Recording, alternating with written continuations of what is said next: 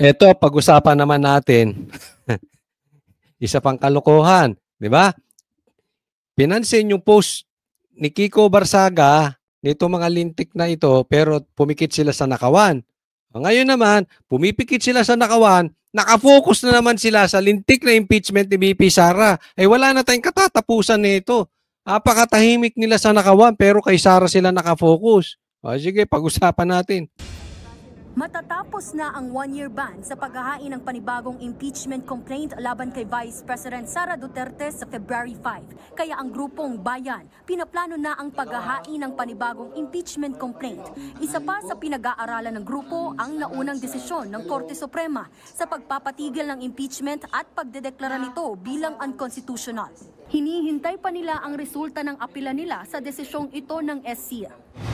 As you know, maraming dinagdag na mga condition ang Supreme Court. Medyo mas mahirap na ngayon mag-file ng impeachment. Most likely, magpa-file po tayo ng impeachment ulit. Ito sa akin, magpa-file daw sila. Pero sa kanya raw, mas mahirap na raw mag-file kasi tatandaan po natin, may one-year bar rule. Hindi po pwedeng doble ang ipapasang impeachment sa isang tao. Sa loob ng isang tao, nagkadoble-doble ang dami nilang pinasok. 4 nga yan complaint nila eh. Kung ang sinabi ng Supreme Court, unconstitutional to, void ab initio, void from the beginning, it is as if walang napasang impeachment. Ganun po ang ibig sabihin yan. Okay? So, may one-year bar rule, sa February, pwede na sila mag-file ng another impeachment against BP Sara. So sabi nitong mama na ito, medyo mahirapan ngayon kasi maraming dinagdag na ruling ang Supreme Court. Huwag nyo na intindihin yung dinagdag. Basta magpasa kayo para kumita kayo. Ganun naman yan eh. Huwag na tayo maglokohan. Pati kakampi ninyo, kapwa ninyo congressman, sinabi, kumita kayo eh. Bawat pirma, bawat pirma may kaakibat na pera. Proyekto. So, ano pa inaantay nyo? Pirma na. Ganun kasimple. Huwag nyo nang antay. Huwag nyo nang isipin kung mai-impeach si Sara o hindi. Basta pirma ng pirma para pera ng pera. As simple as that. Pero meron iba naman talaga, hindi lang sa pera. Hitting 2 birds in 1 stone. Pineperahan na. Pineperahan na ang gobyerno natin. Pero gusto talaga matanggal si BP Sara. Bakit? Hahabulin yung mga komunista eh. Yung mga makakaliwa. Yung mga rebelde. Yung mga nangingitnap ng bata. Yung mga child abuser. Yung mga nag-recruiter ng bata. Yung mga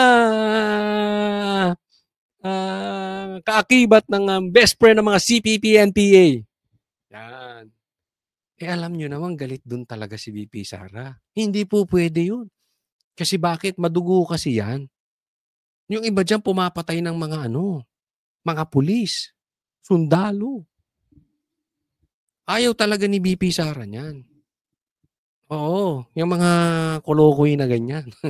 So, meron talaga na ayaw makabalik si BP Sara dahil mawawala na sila ng pera.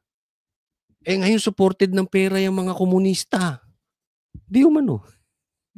Kaya haya-hayang buhay ng mga yan. Ingatan ninyo yung mga anak nyo. May pang-recruit na naman yung mga yan, ha? Ako, meron nga dyan convicted child abuser. Mag-iingat po kayo dyan. Ha? Lalo't pag yung anak nyo medyo dalaga, binata, nag-aaral sa lalo na pagka-university, state, nako. Baka ma-recruit. Magagaling magsalita yan. Ay may kakilala ako, 2 dating CPP Nako. Magagaling magsalita. Mainganyo ka talaga. Ingat ka dyan. Parang lahat na lang masama, sila mabuti. Mag-iingat po tayo. Anyway, dyan tayo ngayon sa impeachment. Diba?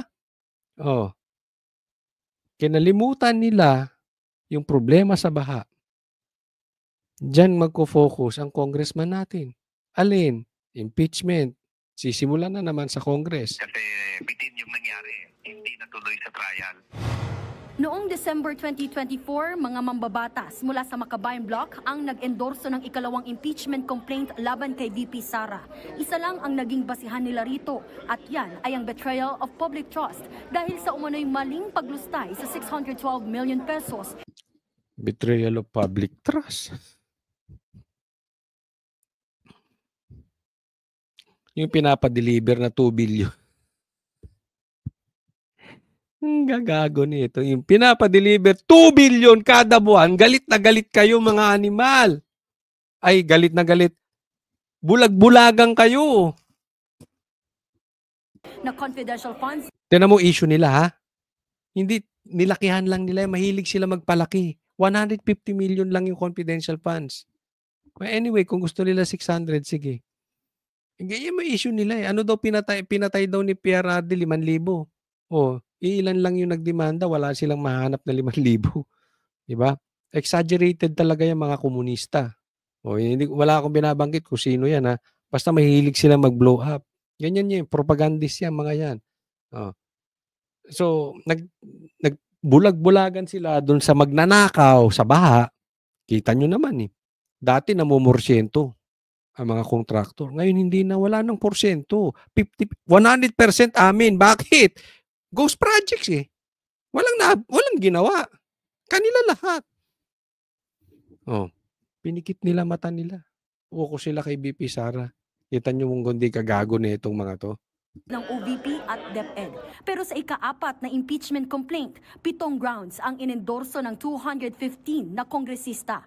Yan ang ipinadala ng Kamara sa Senado. Bukod sa issue sa confidential funds, pinagbasehan din sa paghahain ang pagbabanta noon ni VP Sara kina Pangulong Bongbong Marcos, First Lady Liza Araneta Marcos at dating House Speaker Martin Romualdez. Ito yung pagbabanta niya, alam kong alam nyo yan. Kaya lang talagang ginagamit lang nito ng Kamara yan.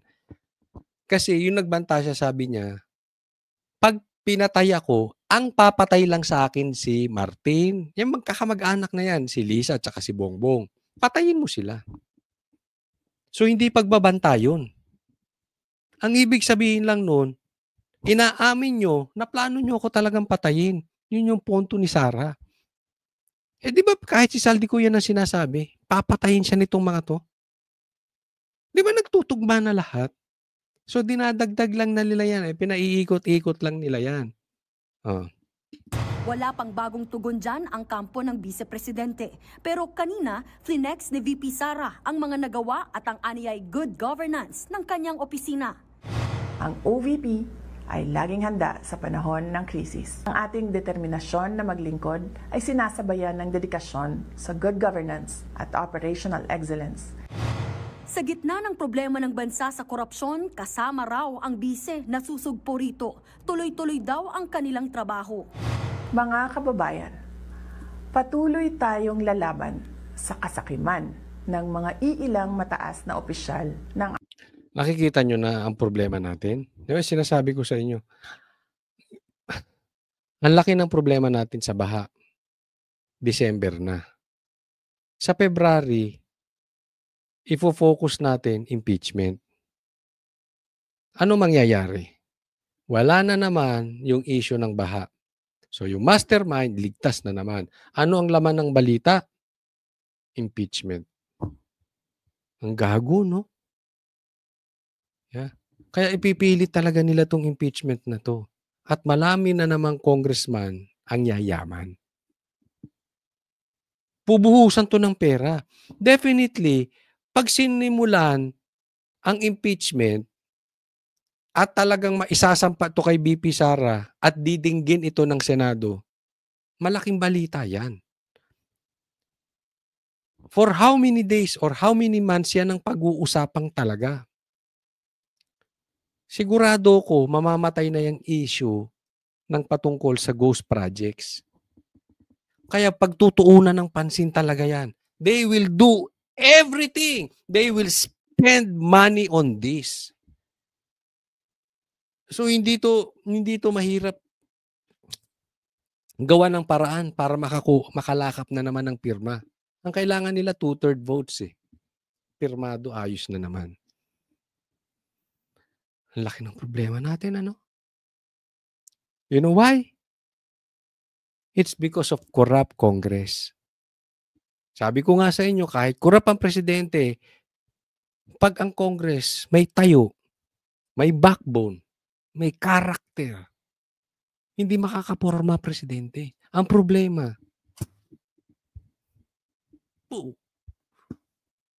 wala din. Diyan palang kitang-kita nyo na problema eh. Sino hinahabol? Si Kiko. Si Sara. Parehas walang insertions. Kita nyo? Yung bilyon ng insertions, nagpapadeliver sa bahay, tahimik. Anong gusto nyo pag-usapan sa February? Impeachment ni Sara o yung ghost projects? Ating pamahalaan. Ganyan din naman ang gustong mangyari ng palasyo, ang matuldukan ang korupsyon. Pero kahit pareho ng layunin, imposible raw na maging close sina VP Sara at Palace Press Officer Yusek Claire Castro. Uy, excuse me, hindi ko best friend. Hindi ko best friend si Claire Castro.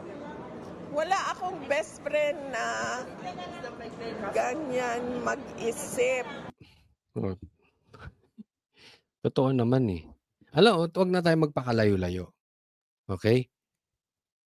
Kumausap kayo ng abogado. Sasabihin, mali itong sinasabi talaga ni Claire.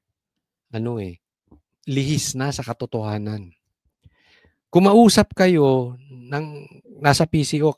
Kahapon lang na-interview namin, may show kami, na-interview namin si Doc Badoy. Hindi ganito ang asal ng Binaboy ni Claire ang opisina ng PCO. Baboy na baboy. Kaya lang, sabi rin naman, may punto rin eh. She is maybe the practical woman for the job. Bakit? Kasi wala talagang tamang ginagawa si Bongbong Marcos eh. Di ba? Tama ba? O mali? Walang tamang ginagawa si Bongbong Marcos. So, kung ang gusto mo ay matinong PCO na i-discuss yung about sa tama ng gobyerno, ano i-discuss ng PCO? Wala, di ba? So, since ang presidente, kadalasan walang accomplishments, kadalasan kapalpakan, kadalasan kaduwagan, duwag harapin ng drug test, duwag harapin ng corruption, duwag harapin ng magnanakaw sa pamilya niya. So, hindi ka kukuha ng pwedeng matinong PCO. Tama. Kasi wala siyang sasabihin. Kailangan nakukunin mong PCO pangbardagulan. Pangbastusan. Anong kukunin mo? Di vlogger. Tama. Kailangan ng laban sa kanal. Kahit yan ay opisina ng presidente, dapat ang laban sa kanal. Kasi pag dinala mo ang laban sa isang hotel o ang laban ay sa isang opisinang matino, ano sasabihin? Wala. Hindi doon tayo sa kanal. Diba? Marami. Asaran ng laban natin. Diba? Ganun lang yun eh. So, kaya andyan siya. Ang problema niyan, nababoy ang PCO. Ang opisina ng PCO. Magkakaroon talaga ng imahe ang PCO. Sa bagay, pati naman ng Office of the President, nababoy eh. Lalong napasama ang Office of the President. Ang imahe ng Office of the President, lalong napasama. Sa bagay, ganun din ang Congress. Ang Speaker, nababoy din yung opisina eh. Yung imahe nila, lalong nababoy. O di magsama-sama na kayong baboy. Ha? Pakinggan natin si Claire. Totoo naman, admitted na hindi kami pwede maging best friends. Bakit hindi daw sila pwede maging best friend? Kasi hindi rin ganun ako mag-isip. At hindi rin po ako corrupt. Wala akong Hindi daw siya corrupt. Ano ang ibig mo bang sabihin? Ano ba ang hindi corrupt? confidential funds. Ayun, ulitin natin, ha? Ganun ako mag-isip. At hindi rin po ako corrupt. Wala akong confidential funds. Ayan. So, pag kami confidential funds, corrupt. Hindi inamin mo. Dulas ka. Sino pa yung nakamalaking confidential funds? Hindi yung amo mong adik. Tama o tama-tama. Kung hindi man siya pinakamalaki, magwawala yung kanyang pamilya. Tama. So kung ang issue mo corrupt dahil may confidential funds, napanood ko na to. Mag-iingat ka sa kakasalita, ha? Hindi, this is very dangerous. Okay? Meron tayong kakilala. Alam kong kakilala nyo rin tong tao na to. Anong sabi niya? Hindi niya diniretso, ha? Pakinggan nyo mabuti, hindi niya to diniretso. Pagkatapos tinanggal siya. Ano sabi niya? Lahat ng adik pangit.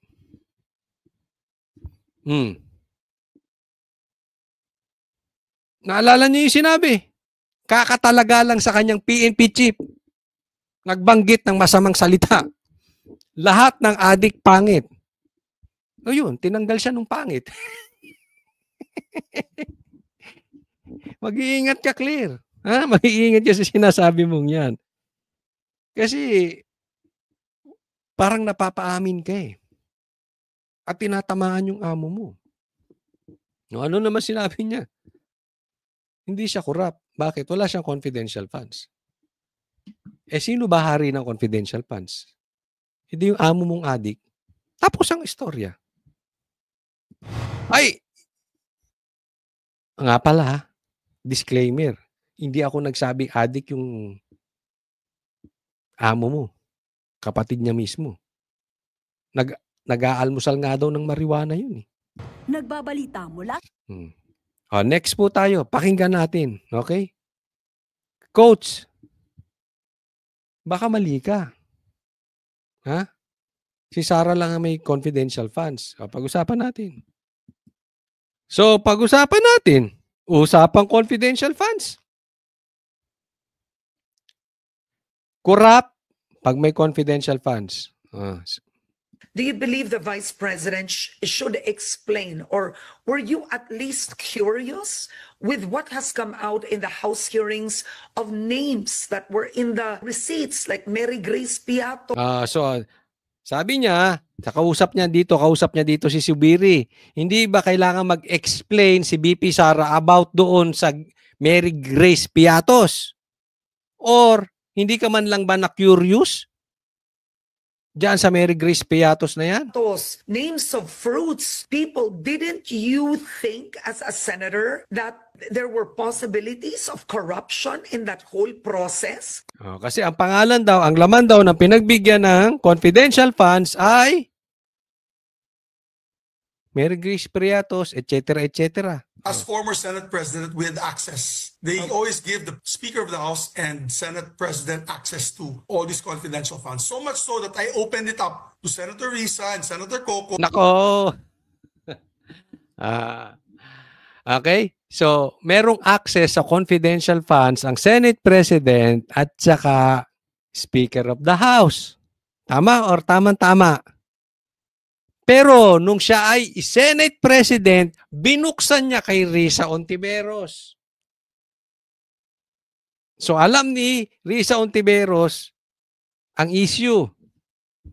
Pati si Coco Pimentel. And to my colleagues who wanted to see all these documents. Because pumuputok na yan eh. Wala pang away, wala pang gulo yung Marcos Duterte. According to the intelligence community, according to people who are actually using confidential funds, they never put the actual names because of the idea that it's confidential. But my... So barado na agad si Karen. Okay na. Hindi talaga nilalagay dyan. Anong punto ni Subiri? Sa confidential funds, hindi talaga nilalagay yung pangalan. Why? It's confidential. I mean, how stupid are we Filipinos? We are trying to impeach BP Sara doon sa confidential funds. Andun na nga yung salita. It is confidential. Actually, hindi nga pwedeng banggitin ni Sara yon. It's because it's confidential. Pag binanggit niya yung pangalan, totoong pangalan, siya pa madidimanda. Why? It's confidential. Magpapaulit-ulit tayo. The word is there. It's confidential. Alam mo, parang kayo yung kaibigan ko eh. Ano? Titignan nyo, may kaibigan kayong ganito. Alam mo, pare, confidential lang, huwag mo sasabihin ha. Sasabihin niya doon sa iba, why pare, sabi ni Coach Soli, ganito ka raw, confidential lang, huwag mo sabihin sinabi ko. Gago! Confidential nga. Ano bang mahirap intindihin sa confidential? Kailangan pa bang i-Ilocano ko para maintindihan nyo? Hindi ko ata alam. Ano ba Ilocano na confidential? Tagalog. Sikreto. Ano ba Tagalog? Basta confidential, alam nyo na yun, di ba? Hindi naman kayo tanga.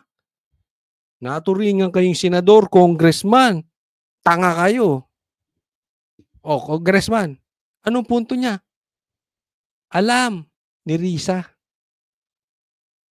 Hindi lang si Sara naglalagay ng ganung pangalan. Ganun talaga.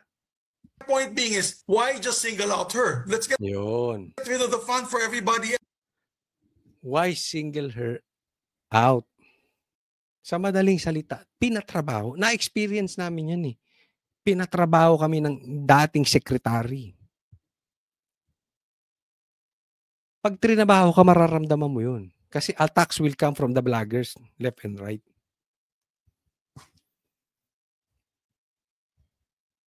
Si Sara trinatrabaho. Kasi sinisingle out. Halimbawa, kami. Ang daming bumabanat kay Bongbong. Bakit kami? 3 pa lang kaming banatero, si Banat Bay, ako, tsaka si Boss Dada. Pinatrabaho kami. Nung dating sekretary ng PUT. Mararamdaman, ito ganito eh. Obvious. Else, because maybe we should look into this deeper. Maybe the ombudsman should look into this deeper. Ayun lang, dapat, pati ombudsman, tingnan to. Paano titingnan to ng ombudsman? Sino bang naglagay sa ombudsman? Di yung presidente. Alangan naman tingnan niya confidential funds ng presidente, di tinigbak siya dyan. Not only to the vice president, to the president. COA, Office of the President spent 4.5 billion in confidential. Ang tanga nyo naman. Delima. Diretsuhin ko na kayo. Delima, Akbayan, Bayan. Kayong bakla dyan, ngiwi ka na, bakla ka pa, ngiwi ka pa. Ikaw, isang matanda ka pa, joke no. Marami sa inyo dyan. Oh. 4.5 billion Office of the President, 2022?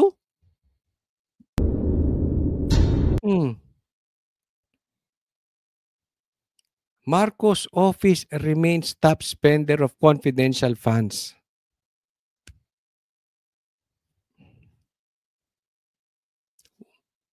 Bakit si Sara lang? Yun ang punto eh. Kung galit kayo sa confidential funds, banatan nyo lahat.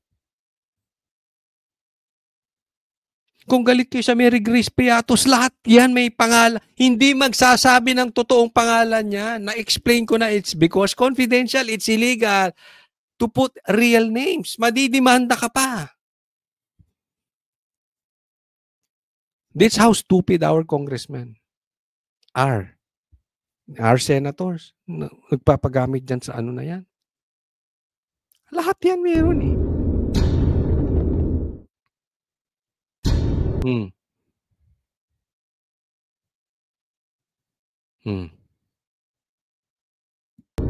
But also to everyone else who has confidential funds from Apari to Holo in all the local government units, Karen. I know them saying this. I might be ostracized by... Holo to Apari. Holo to Apari. Local governments may confidential funds. Local governments.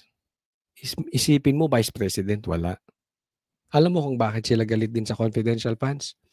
Kasi yung confidential funds, ginagamit ni BP Sara para habulin ng komunista, mga makakaliwa, CPP-NPA, at yung mga organisasyon na mga rebelde. Nayari na yan. Konti na lang sana sila eh. hindi na makaporma yan dahil niyari na ni ni PRRD yan. Simula nakapunta si Bongbong Marcos, may pera na naman sila. Nagigets nyo po? Kanya po kalupit to. Ganito kalaki problema ng Pilipinas. Kaya ito sinasabi ko sa inyo. I'm not really bothered dun sa nakawan. Bothered ako doon sa dami ng politiko nating tarantado. Dahil kung may magnanakaw at maraming matutinong politiko, saglit lang to. Kaya ako galit na galit sa Dilaw. Kaya galit na galit ako dyan sa mga yan. Ginamit nila yung kahinaan ni Bongbong para makaporma sila kay Sara. In reality, hindi nila kaya ng mano-mano si Sara. So they have to use someone stupid in power. They need to use someone weak in power. So pag na-eliminate na yung hindi nila gusto na si BP Sara, gusto nyo pustahan tayo. Saglit lang. Saglit lang to. Si Bongbong. Yayariin to ng komunista. Yayariin to ng Pinklawan. Not literally, physically ha. Yayariin in power. Kaya malaki problema natin eh. Hindi dahil sa may magnanakaw. Dahil doon sa mga sumusuportang kulay. Yung kulay na sumusuporta sa magnanakaw. Yun ang problema. Next po. Ito, pag-usapan natin nitong si Clara. Ito, pangit dito kay Claire kasi kini-question yung 500,000. Ay, 500,000. 500 pesos na Noche Buena. Pinagtanggol pa niya, tapos pinagtatawanan niya pa. So, adding insult to injury. Parang pinagtatawanan niya yung mga Pilipino. Okay na sa inyo yan. Bumili kayo ng bihon, bumili kayo ng generic na hamon, tapos lagyan yung toyo. Tapos bili kayo ng chop suey, yung pan-chop suey, okay na yun. Yun na Noche Buena nyo. So, talaga ini-insult to nito si Claire yung mga mahihirap. No? So, mali na nga yung pagbanggit ng gobyerno sa 500 pesos, gina-justify pa niya. Ngayon, sasagot pa ulit. Pakinggan po natin. Actually, nabasa po natin mismo yung kanyang media release. At nabanggit din po niya, maliban po sa kanyang ganyang klase ng pananalita, nabanggit din po niya patungkol sa konsensya. So, siya pa po ba ang magsasalita tungkol sa konsensya? Hindi po ba ang kanyang sariling ama ang umamin na he killed people? Sino po ba ang may kakilala na hitman at kayang magpa-liquidate? Ito na naman tayo. Kaya nabababoy ang PCO, nakita nyo? Hindi lang po opisina ng PCO ang nabababoy. Pati yung pagtingin sa mga abogado. Parang hindi na marunong mag-isip. Kasi ang issue dito is, hindi ba kayo nakukonsensya doon sa sinasabi niyong 500 pesos na Noche Buena? So halimbawa ako mahirap. Naiinis ako eh. Dahil sa inyo naghihirap ako. At hindi ko man lang mapakain yung family ko ng Noche Buena ng maayos. Tapos sasabihin mo sa akin, hindi, tama na yung 500, pakain mo sa pamilya mo, pang Noche Buena.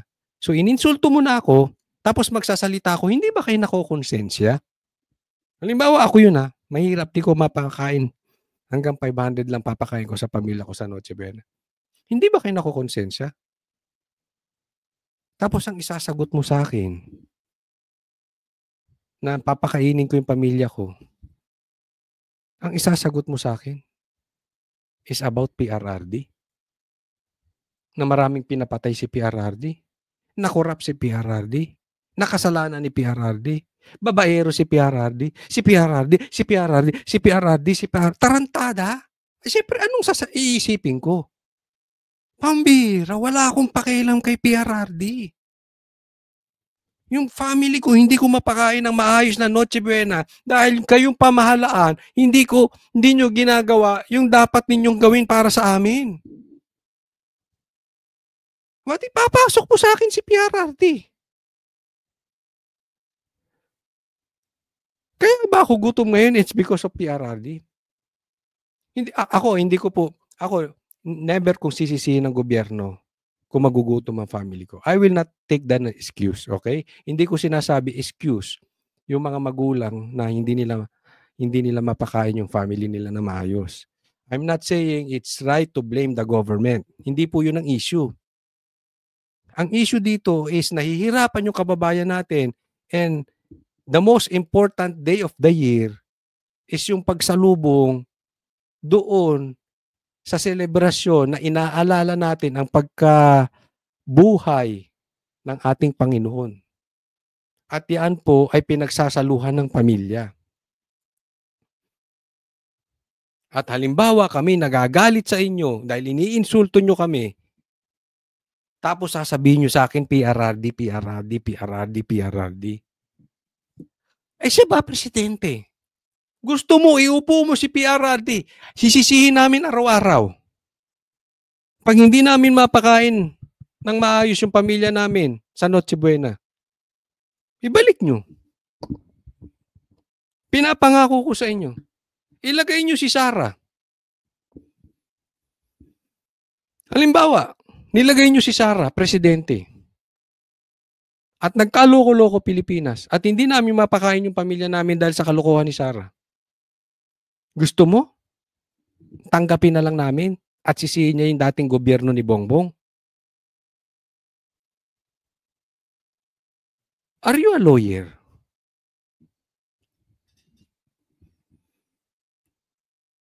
Diba? You are adding insult to injury. At sino rin po ba ang umamin na hindi gumagalang sa human rights? Now, are we talking about conscience? At patungkol sa sinabi rin po niyang korupsyon, hindi po ba ang sarili niya ring ama ang siyang umamin na siya ay korap? So, sino kaya ang nakinabang sa korupsyong inamin ng sarili niyang ama? Tandaan po natin, ang Pangulo. Ang nais ng Pangulo ay maiangat ang buhay ng bawat Pilipino. Nandiyan po ang mga programa.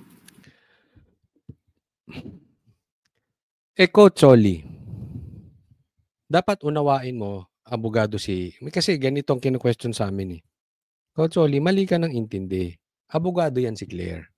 So bilang lawyer, alam mo naman na pag may kliyente yan, kailangan nila ipagtanggol yan whatever happens. Kahit alam nila masama na yung kliyente nila, kailangan nilang pagtanggol bilang a lawyer. Una, pwede ka naman tumanggi. Diba? Pwede ka naman magbitiw. Kung sa tingin mo talagang sobrang sama na nung ano mo, at kung may konsensya ka, hindi mo kayang ipagtanggol ang mali, pwede ka magbitiw. Pero for discussion purposes, sige, being a lawyer, kailangan mo ipagtanggol kahit mali. Hindi pagtanggol mo. Walang problema ron. Pagtanggol mo. Bilang PCO, tagapagsalita ng Pangulo, kung ano man tawag sa'yo, vlogger ng Pangulo, troll ng Pangulo, tagapagsalita ng Pangulo, abogado ng Pangulo, first lady ng Pangulo, kung ano mang tawag sa'yo ng Pangulo, so be it. Ipagtanggol mo, Pangulo. Pero huwag mo na ipasa sa iba. You stick to the issue.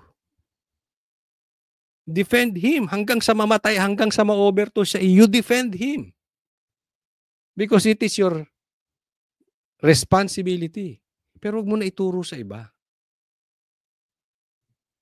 Kasi pag tinuturo mo sa iba, ibig sabihin mahina kang abogado. Ng Pangulo, ang mga kadiwa centers. Isa pa yung kadiwa po niya, mas nakubdiwa yan.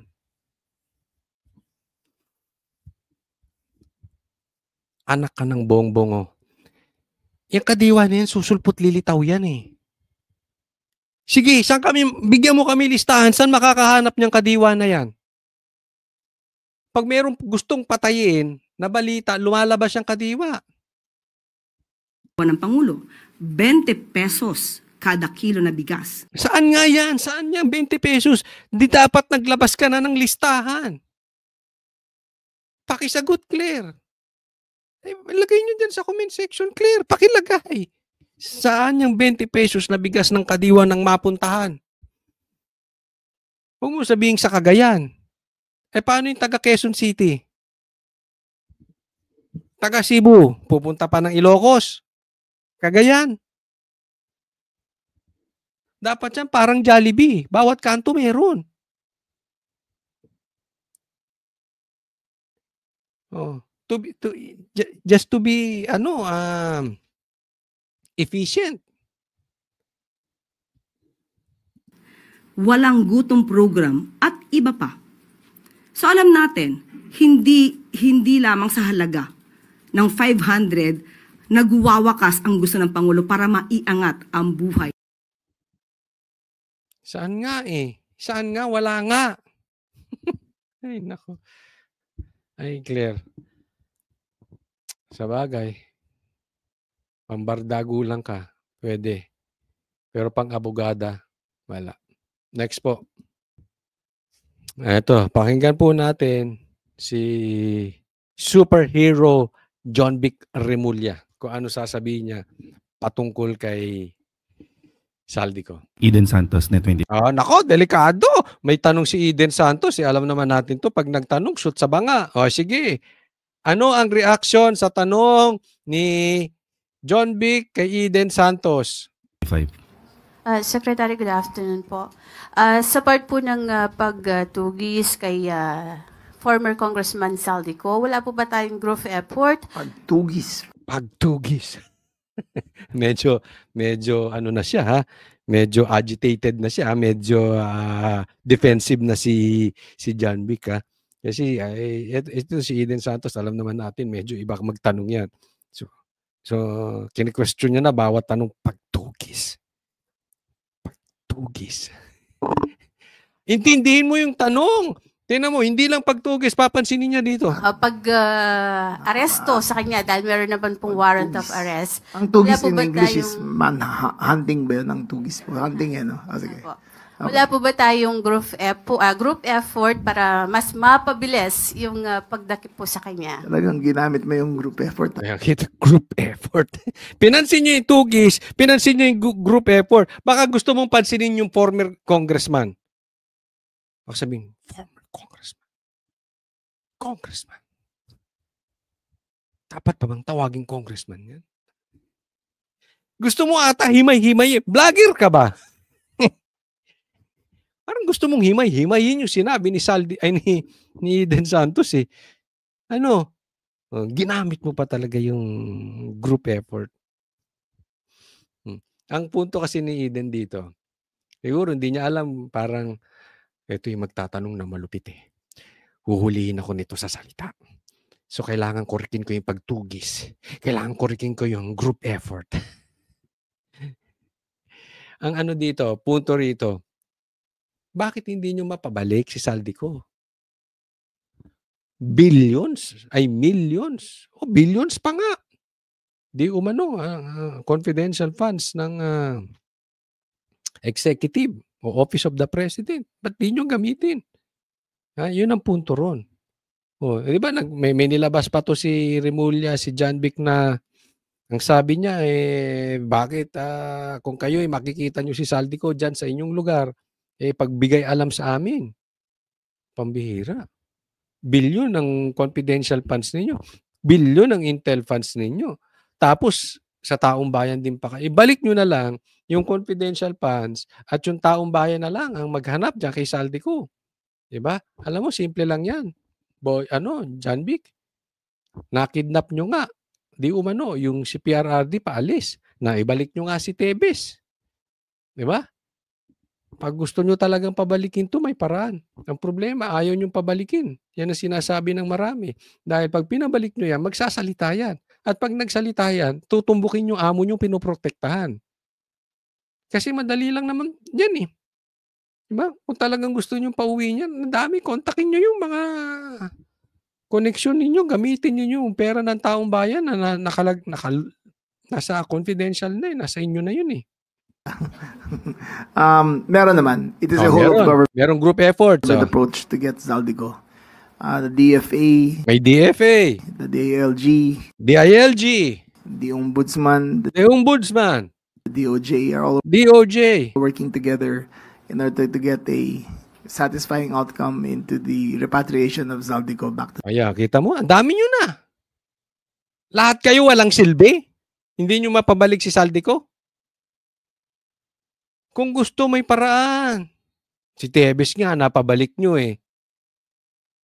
Huwag nyo nga kaming kami pa ginaganyan nyo. The Philippines. To what those measures are, I cannot speak of yet. But I think when it comes to repatriation, DFA should be the lead. Sila dapat na magsabi kung anong gagawin. So wala pa po yung pag-cancel ng kanyang passport. So cancel. Passport nan. Okay, ang tanong passport, wala kang lusot talaga dyan. Ano ng passport? Meron na. Pagkaalam ko na-cancel na yung passport niya. Hindi siya sure. Pagkakaalam niya, na-cancel na passport. Diba? Simple lang eh. Si Tamba nga, hindi nyo makasuhan.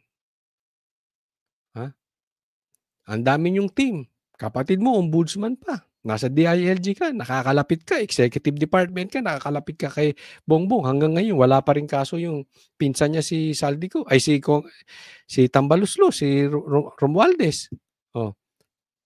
Tapos, sasabihin mo ngayon, di ka sure kung kanselado na yung passport. Hindi pa kanselado yan. Kung kanselado yan, nangunguna pa yung kapatid mo nag-a-announce. Ganun lang kasimple yun. Kayo magkapatid, mahilig kayo sa presscon, pag ganun-ganun ka pa nga eh. Diba? Umakyat ka pa nga ng truck, pag ganun-ganon. Nung una kasi, na-insulto to. Naglalakad. Nung nakita yung mga realista, biglang napahinto. Nakaganon. Ininsulto sa Facebook.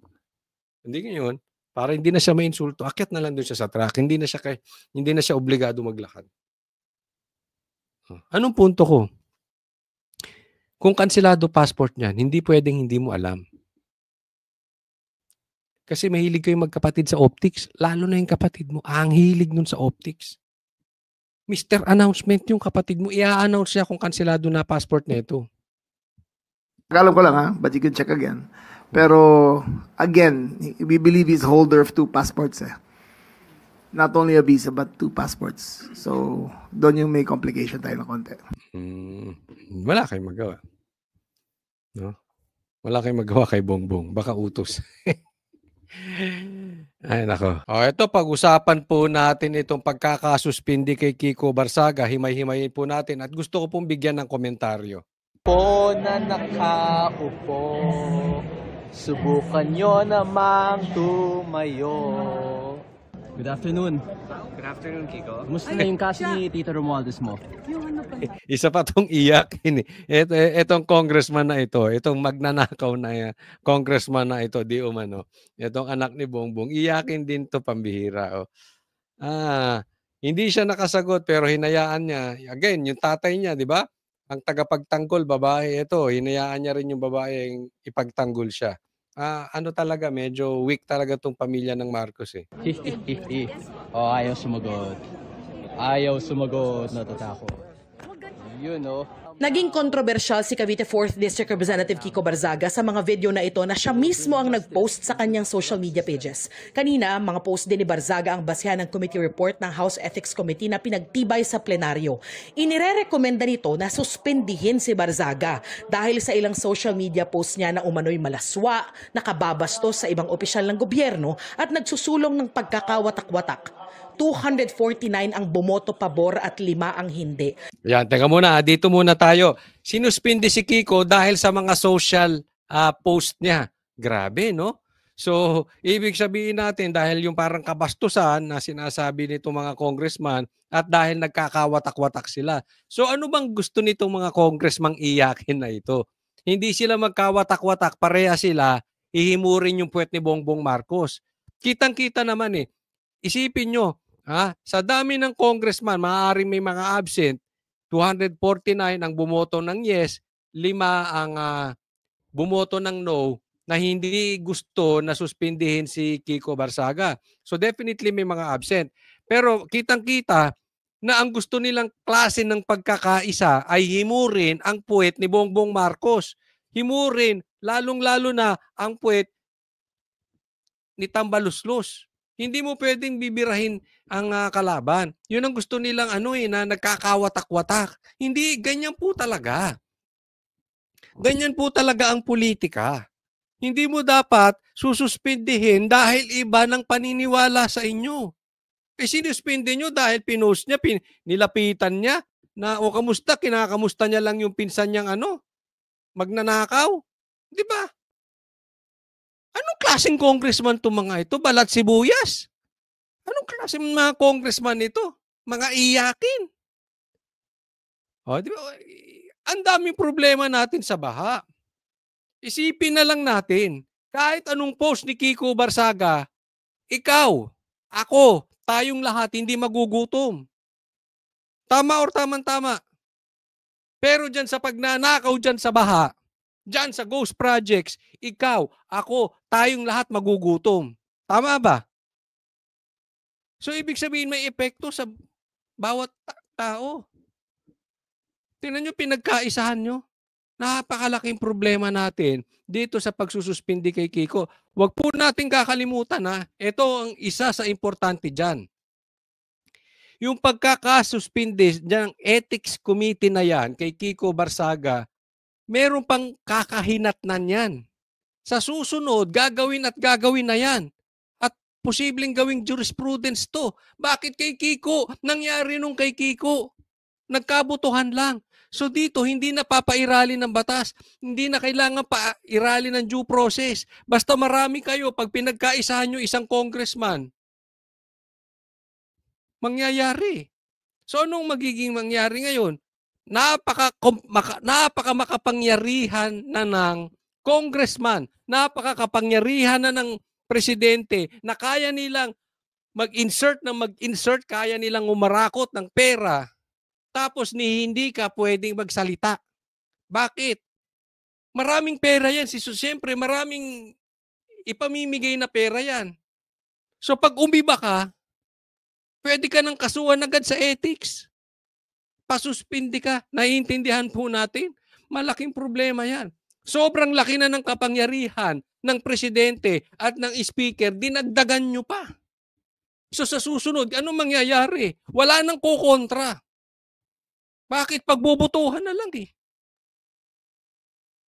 So lahat dapat ng congressman, ang post sa Facebook, hinihimod ang puwet ni Tambaloslos. Matindi talaga. Nakita nyo kung gaano kaduwag itong mga congressman? 249, tama ba ako ng numero? Maybe hindi eksakto. Pero ang laki sobra ng pumayag. Alam nyo, mga kababayan ko, ito po ang ibig sabihin kung gaano po kalala ang problema ng Pilipinas. Alam nyo, hindi ako natatakot doon sa mga nakawan. Kasi, yung nakawan na yan, may solusyon naman Yung ghost projects, flood control projects, may solusyon. Madaling solusyonan yan.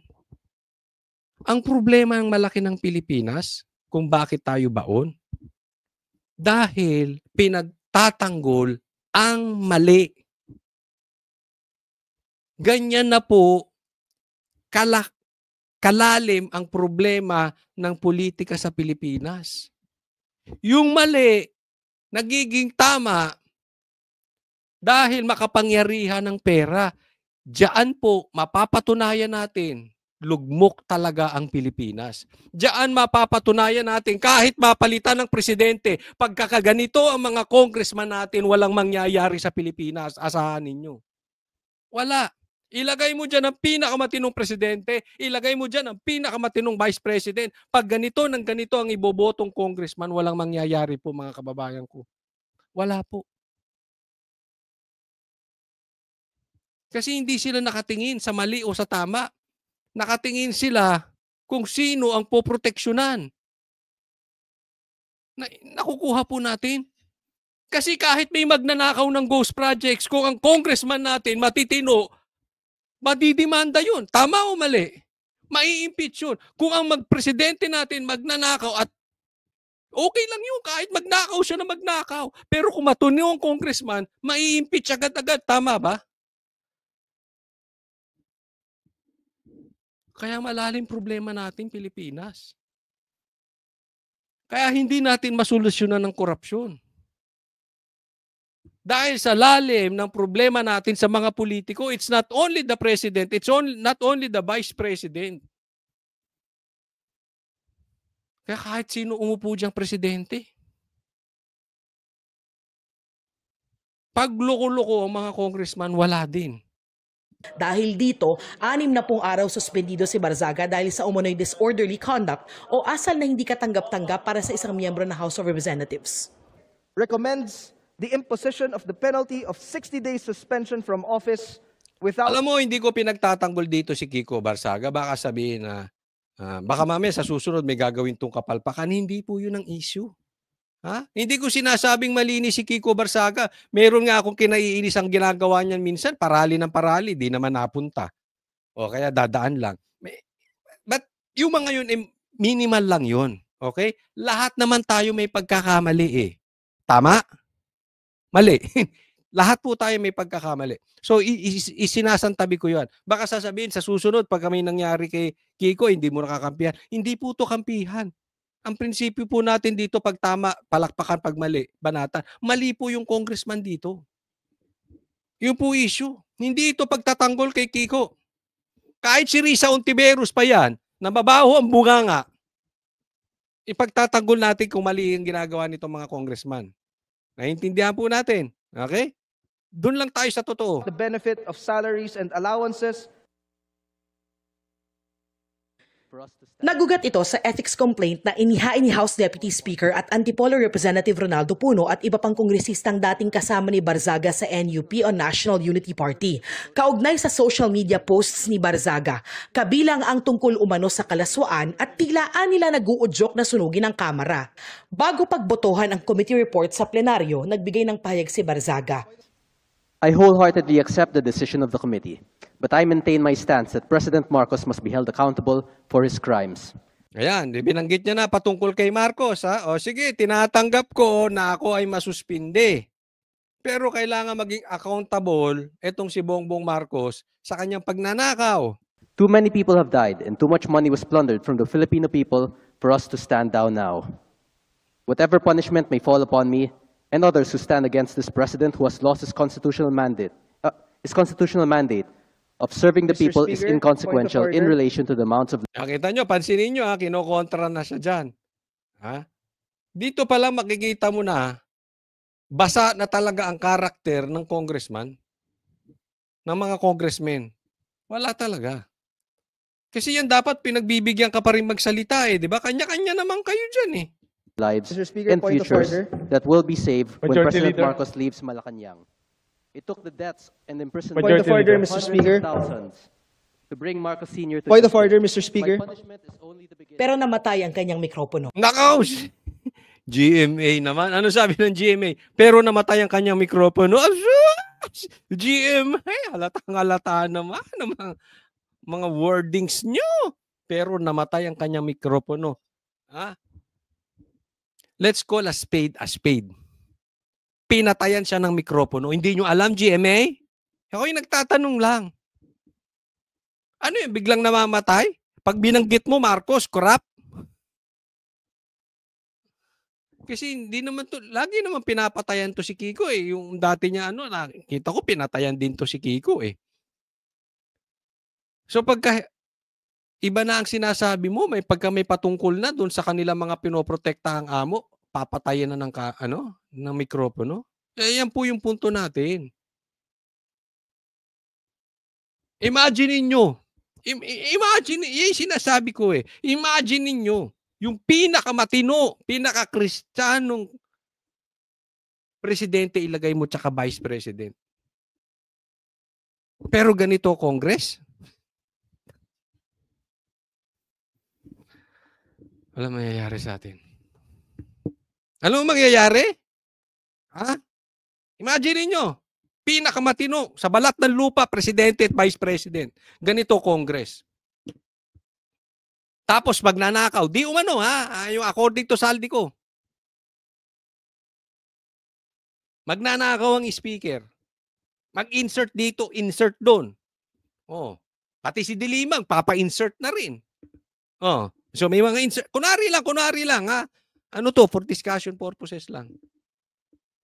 Sisitahin ng presidente kasi matino. Anong gagawin nitong Congress? Papa-impeach yung presidente. Tapos, di papasok yung vice. Matino din. Sisitahin sila. Hindi sila ngayon makapag-insert. Hindi sila ngayon makapagnakaw. Impeach mo ulit yung vice. Hanggang sa makakuha ka ng kayang hawakan ng speaker sa leeg na uupo as president. Malaki problema natin sa Congress na ganito. Huwag tayo mag-anuhan. Tanggol dito, tanggol doon. Isipin mo, ang laki ng problema natin sa ghost projects. Inunan nyo yung kay Kiko Barzaga. Hindi lang yan, pati confidential funds. Mamaya, pag-uusapan natin yan. Dito muna tayo. Ha? Pikit ang mata ninyo doon sa ghost projects. Kayo naman kasi kasalanan din ninyo eh. Hindi ko po nilalahat ha. Kasi ito sa distrito eh. Karamihan, pag nasa probinsya, pagka nasa kahit sa Maynila, o kahit saan man. Mahilig tayong boto ng paulit-ulit na congressman kahit na alam na ninanakawan na tayo. Pambihira. I would also like to put on record, Mr. Speaker, that the respondent has been given an opportunity to explain his defense at the proper forum, and we have accorded him that. Kailan? Kailan? Pag natanggal nyo na si Vice President? Next po tayo. Pag-usapan naman natin itong si Leviste, yung kanyang mga sinabi. Ang boto ko ay no, hindi dahil perpekto si Congressman Barzaga. Yan yung sinasabi ko sa inyo. Hindi ko sa pinagtatanggol si Kiko. Hindi dahil sa perpekto siya. Marami rin siyang mali, kaparehas ko. Pero sa isyong to, maling-mali yung congressman. Hindi siya dapat sinuspinde. Pero dahil questionable para sa akin na minadali natin itong desisyon dahil ngayong hapon lang natin nakuha ang committee report na ito at si Congressman Barzaga lang ang sinampahan ng kaso ng Committee on Ethics. Kita mo, no? Kung gaano ka-plastic, kung gaano ka-impokrito itong mga nasa ethics. Ikaw ang nasa ethics. Hindi ko ako nagkakamali. Ito si Dilima, ito kasi Jokno. Tingnan nyo mga ano nila. Reaction nila. Kung hindi ba naman ipokrito? You are talking about ethics. Hindi ba unethical? Yung magpapasok ka ng bilyong-bilyong insertion tapos ipapadeliver mo sa bahay mo. Tapos pinikit nyo, mata nyo doon. Ang tiningnan nyo yung Facebook post. Ano kayo, chismoso o congressman?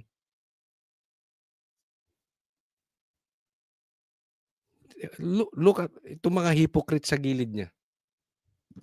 Ang boto ko ay no, lalo na dahil inuuna natin ang kaso niya kaysa sa mga mas seryosong isyong Tawa-tawa. Sa pulka, no?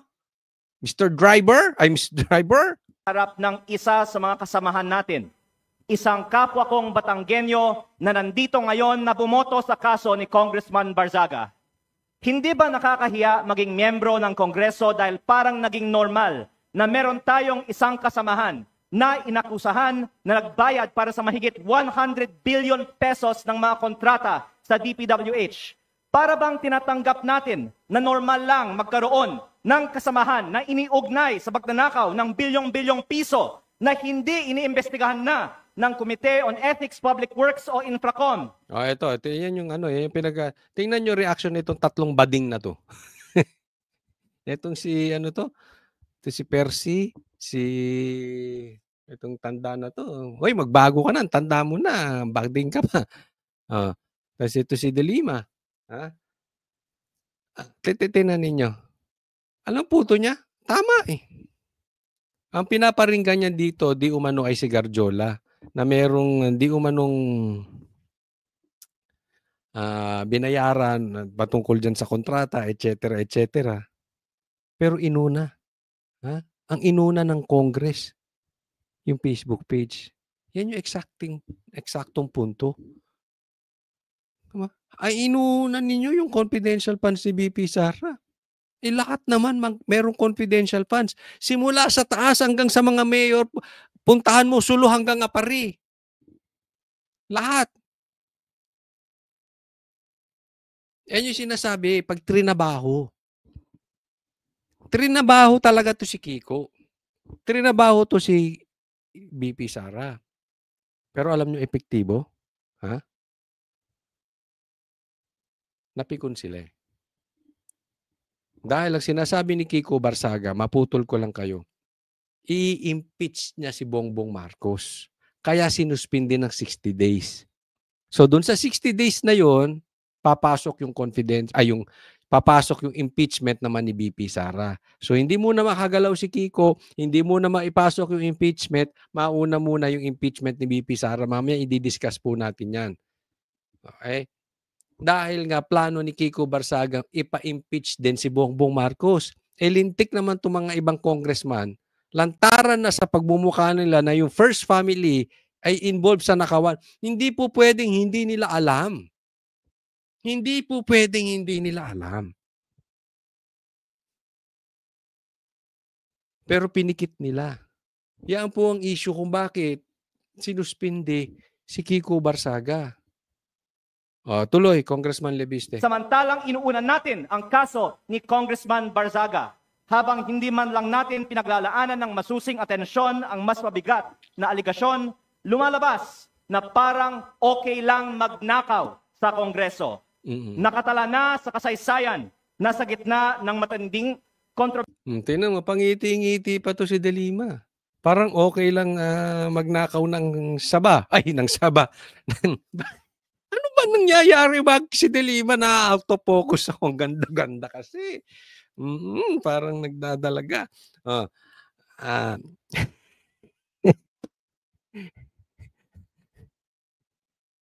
Hindi, di ba? Parang naging tradisyon. Tama, yung punto niya. Parang okay na magnakaw. Basta huwag mong kukontrahin. Hayaan mo na silang magnakaw. Basta meron tayo konti. Tsaka wag na natin kontrahin. Everybody happy. Ganon. Parang pinupunto ni Lebiste. Bersiya sa korupsyon, ito ang inuna ng Kongreso at parang lang walang mali sa ginagawa ng isa sa ating kasamahan at tayo mismo ay ngayon sumisira. Parang napapaligiran ng Judas si Lebiste. Alis ka dyan. Ayan. Parang napapaligiran ng Judas si Lebiste. Ng Kongreso.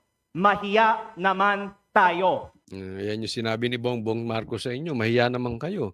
Yung pala siya rin nakakahiya. Di ba? Yan po. Ako nakikiusap sa inyo.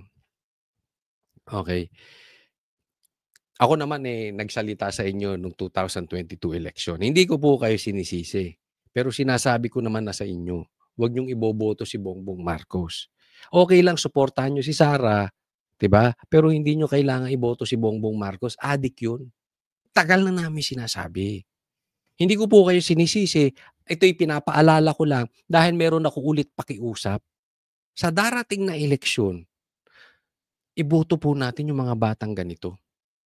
Okay lang pumili ng matanda. Pero yung may kinatandaan. Ha? Pero kung matanda na, duwag pa, trapo lang, magpapayaman lang yan. Yung pera mo kukuhanin yan, not directly. Iba mang hold up ang mga nakabarong, tatandaan nyo yan. Na hindi kanya hino-hold up ng ganyan. Hindi yan single-single. Hindi po single-single, double-double ang galawan niya, mga nakabarong na magnanakaw. Ha? Lahat ng gagastusin mo, nanakawin yan. So wag na tayong pupunta, wag na tayong boboto. Una, pag alam nyo ng adik, andali namang malaman Hamunin nyo ng drug test. Pag hindi pumalag, adik yan. Pangalawa, wag tayong kukuha ng mga makakaliwa, mga komunista. Ay, nako. Popondohan lang yan yung mga CPP, NPA. Mag-iingat tayo. Delikado po mga anak natin sa ganyan. Pero mga tlo, wag na kayong kukuha ng matandang bakla. Sorry po, sorry.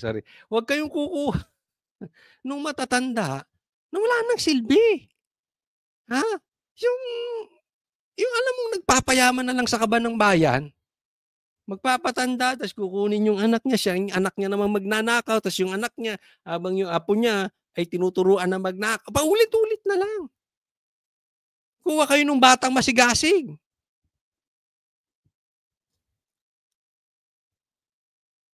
Yung matapang can break the norms, can break the culture. Always, always, or most of the times, counterintuitive.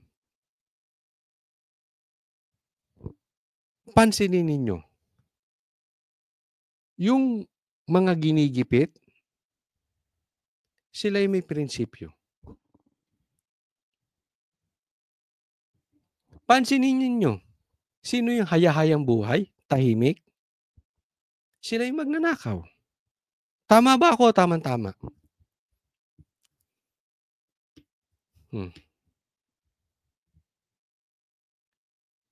Wag na tayong pakalayo eh. Kay PRRD na lang, kay Pastor Kibuloy. Di ba? Wag na tayong pakalayo.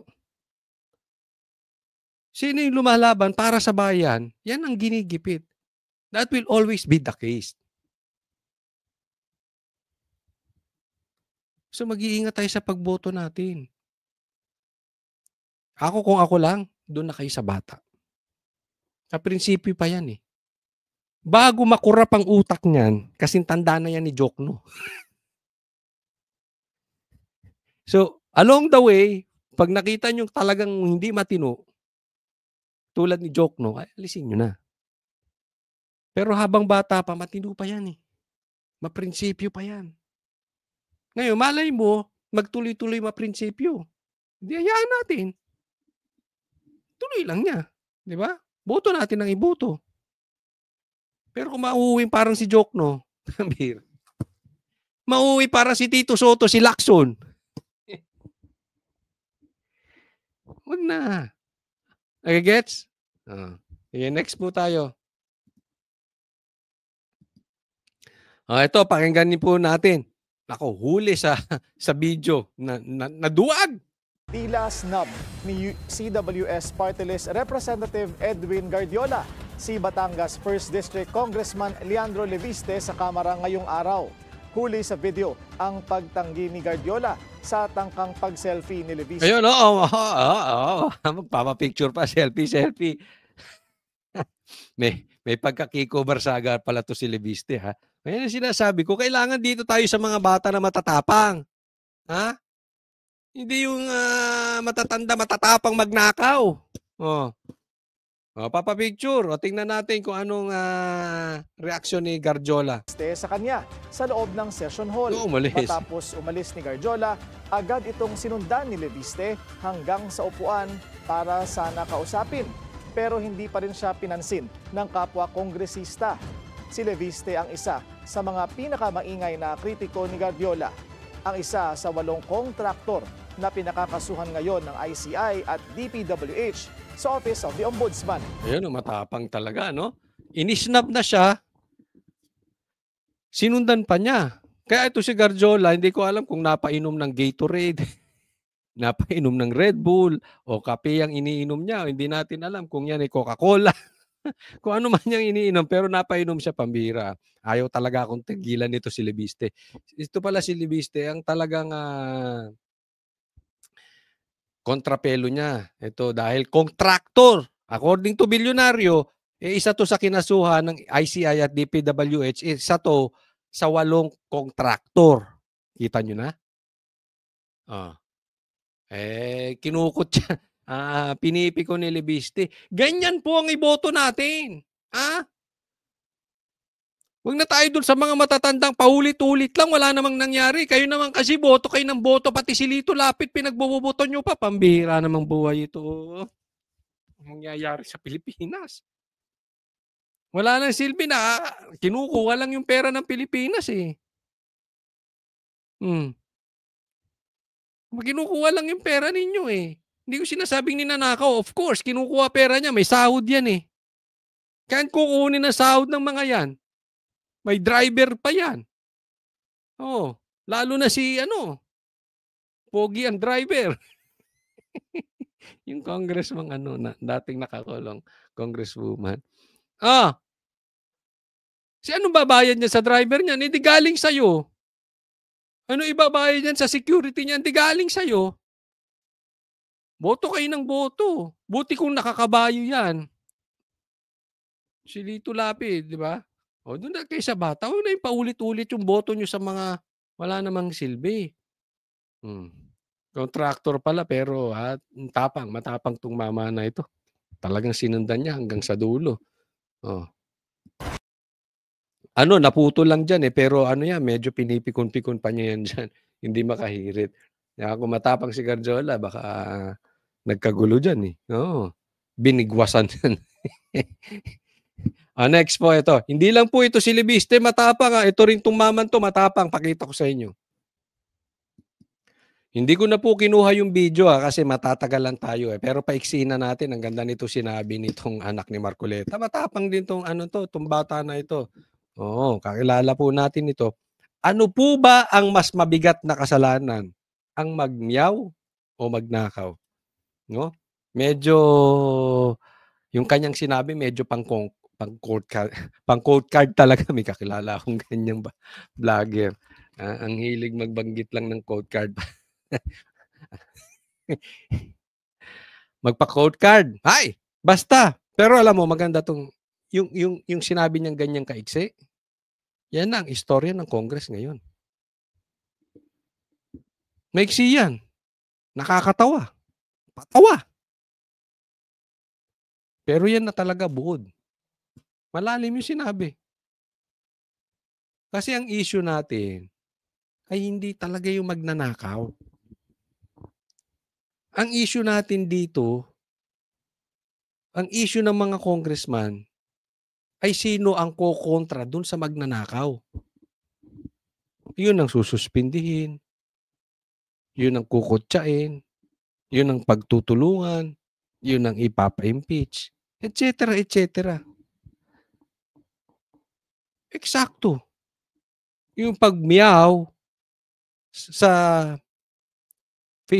social media post, hindi lang si Congressman Barzaga, kung sino-sino pa. Yun ang pinupuna. Yun ang binabanata nila Claire. Pero iwas dun sa magnanakaw. Gigits po natin. Yan ang istorya ng Pilipinas ngayon.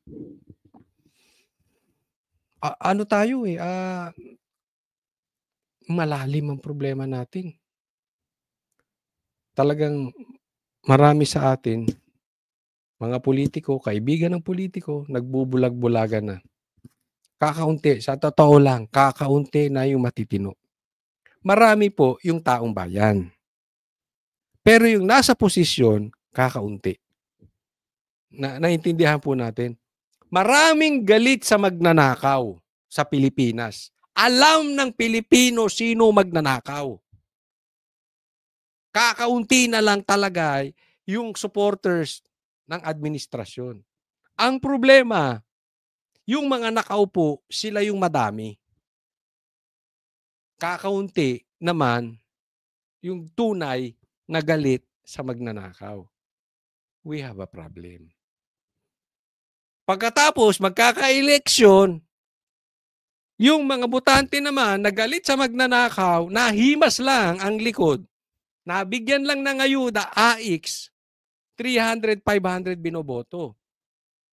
Tapos andyan pa yung kanilang hari na si Garcia. Tapos talaga tayo.